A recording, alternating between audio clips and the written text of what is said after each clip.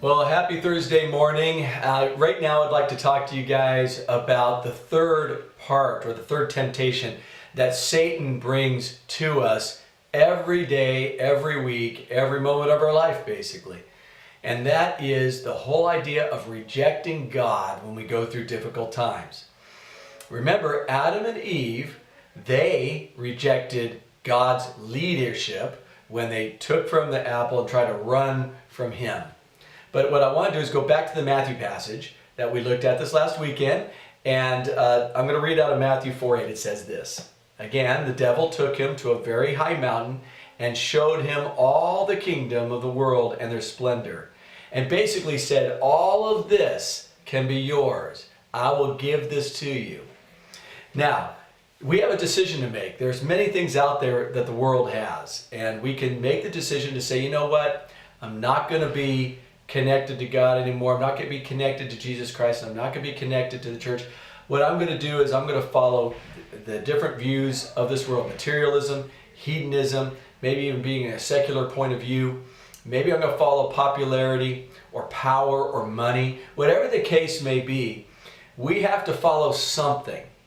I brought up this last weekend that students, when they graduate from high school, a large percent, about 85%, don't go to church during their college years.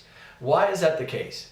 Well, they hear other views and they weren't solid enough in their faith to when they go off to college, they just kind of go, you know what, I don't know if I really believe this. Maybe this was my parents' thing. And they do the prodigal thing of rejecting God and going and doing their own stuff. I'm sure many of you right now watching this have been in that world. You know, this is what Jesus did, though, because we need to know how we fight that temptation that can come our way every day. And this is what he said. His response was simple: "Away from me, Satan, for it is written, worship the Lord your God and serve him only." That's right out of Matthew 4:10.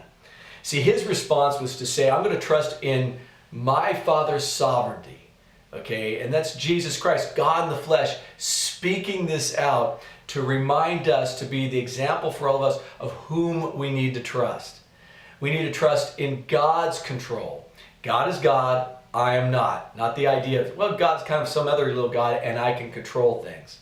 So all those who are CFFs, those control freak friends that join in with me, when you get caught up in that control problem, basically what we're doing is we're saying, God, you don't know how to take care of this, and I do. So I'm going to take care of it. I become my own little G God. I reject God without even thinking I'm doing it. Reject God for that situation and try to become my own little God and take control.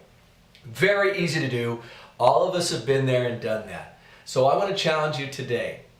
Think about what Jesus did. What he did is he trusted in God's sovereignty. He's in control, not us. I'm not in control, God is, and I need to lean on him. So we looked at the last 3 days here. We looked at the whole idea of the different temptations. One was about doubt, and Pastor Herb dealt with that. One was about testing God, and Pastor Billy dealt with that. And then today, rejecting God. And Jesus had 3 different ways of responding. Remember those responses? When we doubt God, let's just trust in his word. When we want to test God, let's trust in his character. And then when we want to kind of get that place where we just want to push God aside or reject him, why don't we trust in his sovereignty? So today, understand God is omniscient, omnipresent, omnipotent, infinite, transcendent. He is in charge of all things. He is in control. Lean on his control today at work, with your kids, with your spouse, and let's see the peace that God has for us today. Guys, have a great day, and we'll see you tomorrow.